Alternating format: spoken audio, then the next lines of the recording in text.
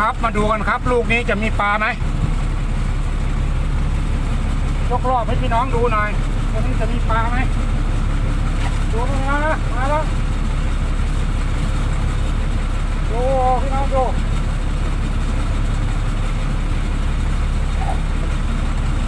เอายากจัง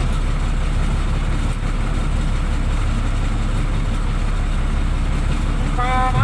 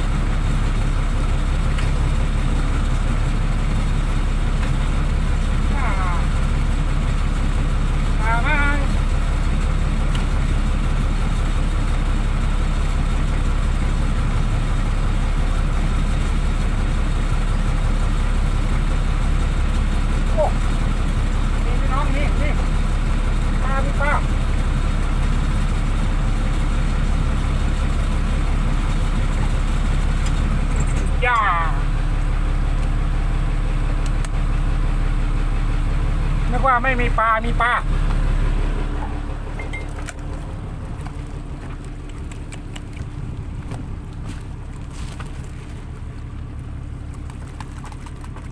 หลายตัวอยู่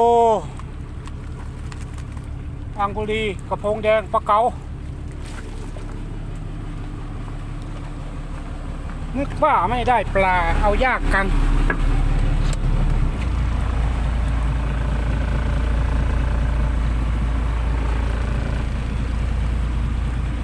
หาที่ทิ้งลาพี่น้องเลย